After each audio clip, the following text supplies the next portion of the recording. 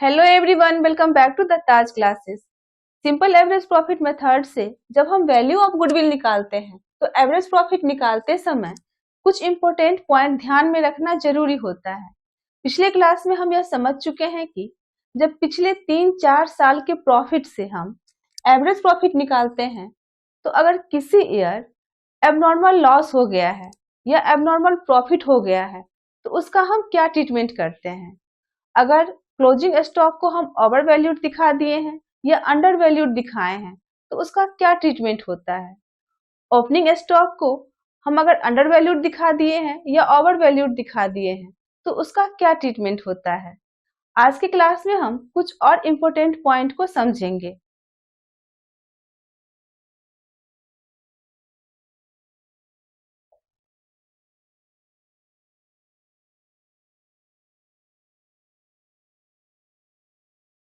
Capital expenditure treated as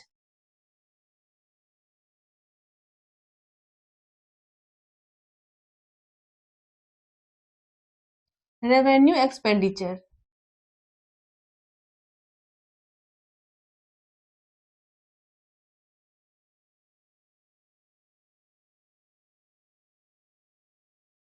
revenue expenditure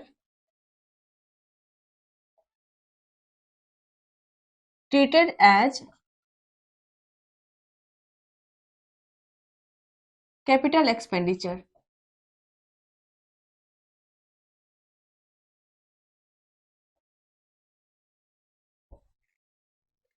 capital expenditure और revenue expenditure को 11th में हम डिटेल में समझ चुके हैं। कैपिटल एक्सपेंडिचर ऐसा खर्च होता है जिसका बेनिफिट बिजनेस को आगे 3 साल 4 साल या उससे ज्यादा मिलता है, जैसे purchase of land, purchase of furniture, purchase of machinery. ये सब ऐसा एक्सपेंडिचर है, ऐसा खर्च है जिसका बेनिफिट बिजनेस को 3 साल 4 साल 10 साल ऐसे मिलता है। और रेवेन्यू एक्सपेंडिचर ऐसा एक्सपेंडिचर है, ऐसा खर्च है जिसका बेनिफिट बिजनेस को 1 साल के अंदर समाप्त हो जाता है, जैसे रेंट, सैलरी, इलेक्ट्रिसिटी बिल। ये सब हमारा रेवेन्यू एक्सपेंडिचर है। कैपिटल एक्सपेंडिचर को हम बैलेंस शीट के एसेट साइड दिखाते हैं।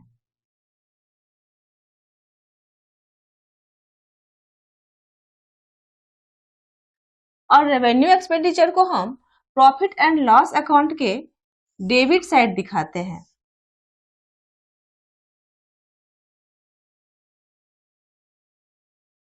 अब अगर कैपिटल एक्सपेंडिचर को गलती से रेवेन्यू एक्सपेंडिचर के तरह दिखा दिए हैं, जैसे अगर हम कोई कार परचेज किए हैं तो यह हमारा कैपिटल एक्सपेंडिचर है, इसको हम बैलेंस शीट के एसेट साइड दिखाते हैं।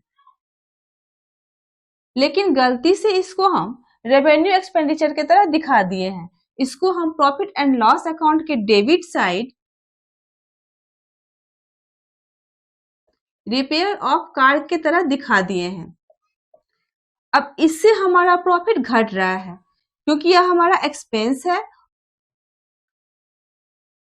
और इसका बैलेंस हमारा यहाँ प्रॉफिट होता है। इस एक्सपेंस के कारण यहाँ हमारा प्रॉफिट घट रहा है, तो इसको हम प्रॉफिट में ऐड कर देंगे क्योंकि यह हमारा रेवेन्यू एक्सपेंडिचर नहीं है।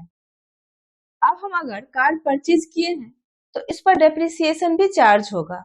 चूंकि हम इसको एसेट की तरह ट्रीट ही नहीं किए हैं, इसको हम रेवेन्यू एक्सपेंडिचर मान लिए हैं, तो इस पर हम डेप्रिसिएशन भी चार्ज नहीं किए होंगे, जबकि हमको डेप्रिसिएशन चार्ज करना है। डेप्रिसिएशन हमारा रेवेन्यू एक्सपेंडिचर है, इसको हम प्रॉफिट एंड लॉस अकाउंट के डेबिट साइड दिखाते हैं। इसको हम नहीं दिखाए हैं तो इसको हमें दिखाना होगा।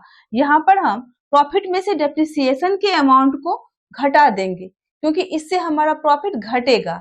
यहाँ पर जब हम डेप्रिसिएशन दिखाएंगे तो यहाँ पर हमारा प्रॉफिट घटेगा, लेकिन हम डेप्रिसिएशन नहीं दिखाए हैं जिससे हमारा प्रॉफिट बढ़ा हुआ है, तो उसको हम घटाकर दिखाएंगे। प्रॉफिट में से हम डेप्रिसिएशन के अमाउंट को माइनस कर देंगे। इसको हम एक क्वेश्चन से समझते हैं।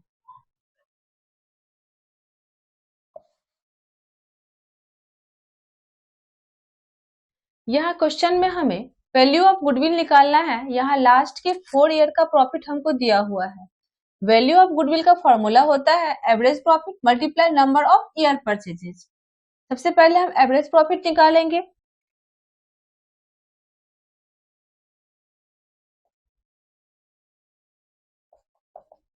एवरेज प्रॉफिट हमारा पास्ट के प्रॉफिट का एवरेज होता है। यहाँ हमको लास्ट के 4 ईयर का प्रॉफिट दिया हुआ है, हम इसका एवरेज निकालेंगे।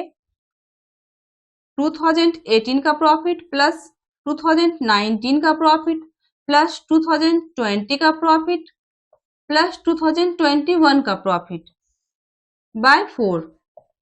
यहाँ 2018 का प्रॉफिट दिया हुआ है 50,000 प्लस 2019 का प्रॉफिट दिया हुआ है 70,000 प्लस 2020 का प्रॉफिट यहाँ 1 लाख दिया हुआ है। लेकिन यहाँ क्वेश्चन में कह रहा है on 1 April 2020 a car costing 60,000 was purchased and wrongly debited to repair account। यहाँ 60,000 के कॉस्ट का एक कार परचेज किया है, इसको हमें बैलेंस शीट के एसेट साइड दिखाना था, लेकिन गलती से इसे हम रेवेन्यू एक्सपेंडिचर मानकर प्रॉफिट एंड लॉस अकाउंट के डेबिट साइड दिखा दिए हैं।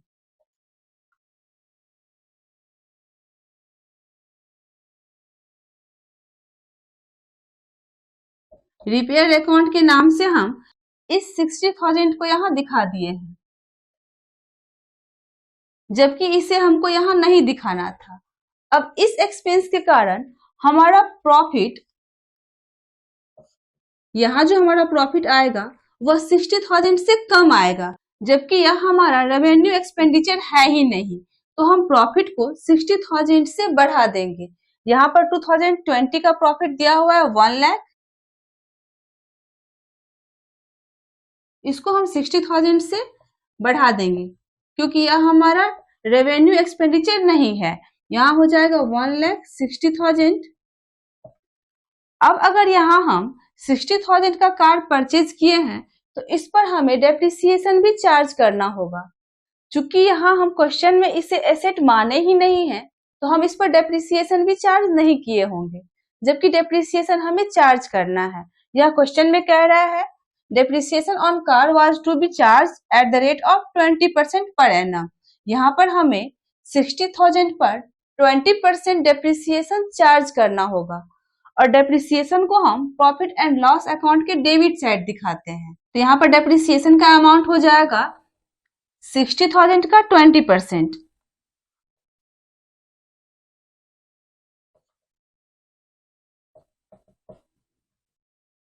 12,000। यहाँ हमें प्रॉफिट एंड लॉस अकाउंट में 12,000 का डेप्रिसिएशन दिखाना होगा।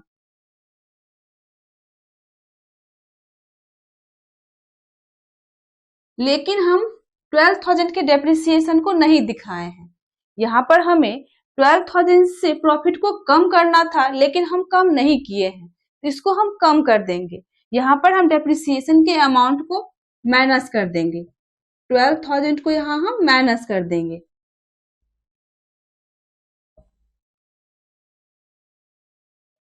वन लाख 48,000। यहाँ पर हो जाएगा 2020 का प्रॉफिट 1,48,000 प्लस 2021 का प्रॉफिट। यहाँ पर 2021 का प्रॉफिट 1,20,000 दिया हुआ है, लेकिन 2020 में 60,000 का एक कार परचेज किए थे, जिस पर डेप्रिसिएशन हमें 2021 में भी चार्ज करना होगा। क्योंकि हम उस समय उसको कैपिटल एक्सपेंडिचर माने ही नहीं थे, तो हम उस पर डेप्रिसिएशन दिए ही नहीं थे। ना हम 2020 में डेप्रिसिएशन दिए और ना हम 2021 में डेप्रिसिएशन दिए। यहाँ पर हम 2021 में भी डेप्रिसिएशन के अमाउंट को प्रॉफिट में से माइनस करके दिखाएंगे, क्योंकि डेप्रिसिएशन हमारा रेवेन्यू एक्सपेंडिचर होता है और इससे हमारा प्रॉफिट कम होता है। क्योंकि हम डेप्रिसिएशन को चार्ज नहीं किए हैं, तो इसको हम चार्ज करेंगे, इसको हम प्रॉफिट में से माइनस कर देंगे। यहाँ पर हमारा प्रॉफिट है 1,20,000 और डेप्रिसिएशन का अमाउंट निकला है 12,000। यहाँ पर हम पूरे साल का डेप्रिसिएशन 12,000 माइनस कर देंगे। डेप्रिसिएशन हमें जिस मेथड से चार्ज करने के लिए कहेगा, हम उस मेथड से चार्ज करेंगे। 11th क्लास में हम डेप्रिसिएशन चार्ज करना सीख चुके हैं। अगर स्ट्रेट लाइन मेथड से डेप्रिसिएशन चार्ज करने कहेगा तो हम स्ट्रेट लाइन मेथड से चार्ज करेंगे। अगर रिटेन डाउन वैल्यू मेथड से चार्ज करने कहेगा तो हम रिटेन डाउन वैल्यू मेथड से चार्ज करेंगे। यहाँ पर 12,000 डेप्रिसिएशन माइनस करने के बाद हो जाएगा 1,08,000। यहाँ पर 2021 का प्रॉफिट हो जाएगा 1,08,000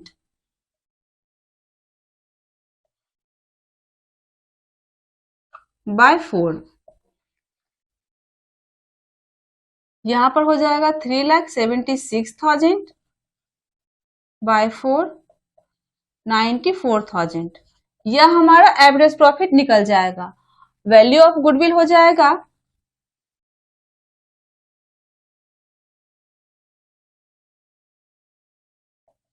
एवरेज प्रॉफिट हमारा निकला है 94,000। 94,000 multiply number of year purchases. यहाँ पर नंबर ऑफ ईयर परचेजेज दिया हुआ है 3 ईयर, यहाँ पर हम 3 से इसको मल्टीप्लाई कर देंगे। यहाँ पर हो जाएगा 2,82,000। अब अगर इसी क्वेश्चन में यहाँ पर दिया हुआ रहे ऑन 1 अप्रैल 2020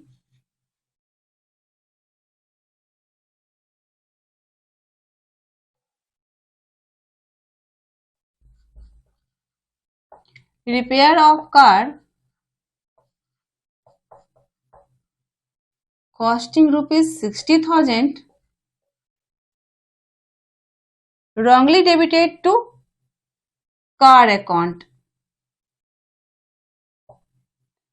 यहाँ क्वेश्चन में 2020 में कह रहा है repair of car costing 60,000 wrongly debited to car account. यहाँ पर रिपेयर ऑफ कार जो कि 60,000 का है यह हमारा रेवेन्यू एक्सपेंडिचर है, लेकिन गलती से इसे कैपिटल एक्सपेंडिचर मानकर बैलेंस शीट के एसेट साइड हम इसको दिखा दिए हैं।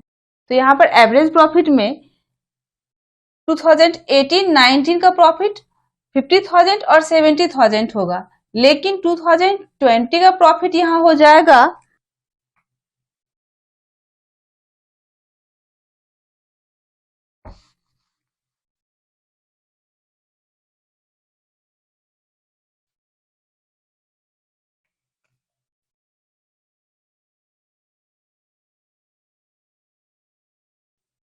यहाँ पर 2020 में 60,000 का हमारा रेवेन्यू एक्सपेंडिचर है, लेकिन इसको हम नहीं दिखाए हैं, इसको हम कैपिटल एक्सपेंडिचर मान लिए हैं।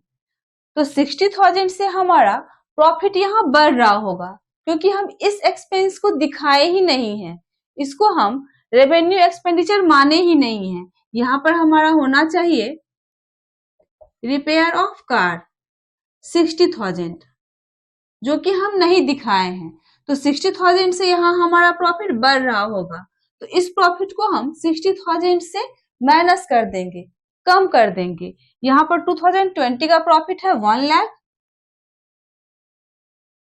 1 लाख में हम 60,000 के रेवेन्यू एक्सपेंडिचर को माइनस कर देंगे, तो यहाँ पर हो जाएगा 40,000। अब इस रिपेयर ऑफ कार को हम कैपिटल एक्सपेंडिचर मान लिए हैं, परचेज ऑफ कार मान लिए हैं, तो हम उस पर डेप्रिसिएशन भी चार्ज किए होंगे, जबकि वह हमारा कैपिटल एक्सपेंडिचर था ही नहीं, उस पर हमें डेप्रिसिएशन चार्ज करना था ही नहीं।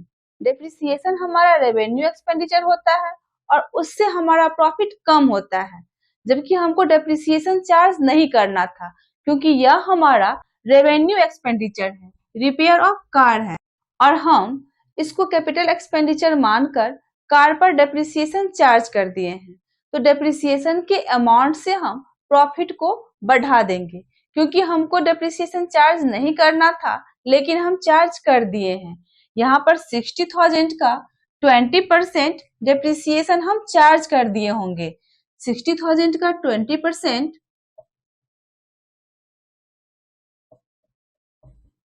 12,000 का डेप्रिसिएशन हम चार्ज कर दिए होंगे, इससे हमारा प्रॉफिट कम हो गया होगा, तो हम इसको 12,000 से फिर बढ़ा देंगे। यहाँ पर हम 12,000 ऐड कर देंगे।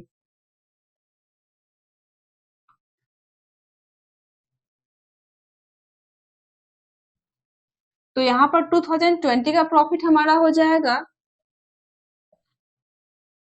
52,000। यहाँ पर 52,000 हम ऐड कर देंगे।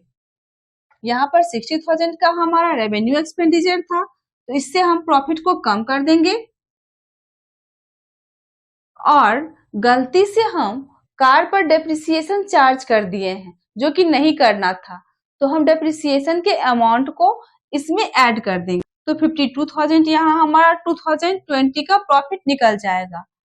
अब जब हम रेवेन्यू एक्सपेंडिचर को कैपिटल एक्सपेंडिचर मानकर कार पर डेप्रिसिएशन हम 2020 में चार्ज किए होंगे, तो 2021 में भी हम डेप्रिसिएशन चार्ज कर दिए होंगे। तो यहाँ पर हम डेप्रिसिएशन के अमाउंट को इसमें ऐड कर देंगे, क्योंकि गलती से हम डेप्रिसिएशन चार्ज कर दिए हैं, हम इसमें से माइनस कर दिए हैं, जो कि नहीं करना था।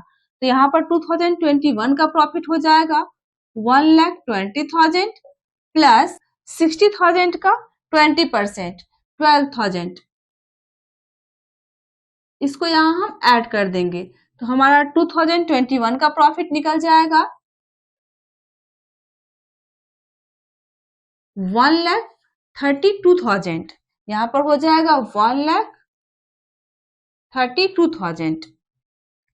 यहाँ हो जाएगा 3,04,000 बाय 4 76,000।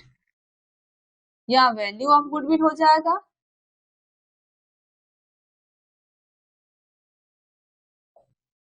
एवरेज प्रॉफिट हमारा निकला है 76,000।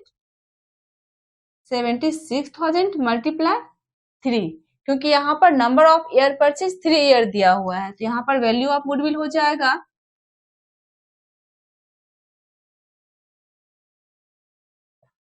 2,28,000। इस तरह एवरेज प्रॉफिट निकालते समय अगर किसी ईयर कैपिटल एक्सपेंडिचर को हम रेवेन्यू एक्सपेंडिचर की तरह ट्रीट किए हैं, या रेवेन्यू एक्सपेंडिचर को हम कैपिटल एक्सपेंडिचर की तरह ट्रीट किए हैं, तो सबसे पहले हम उसका ट्रीटमेंट करेंगे, फिर उसके बाद हम एवरेज प्रॉफिट निकालेंगे।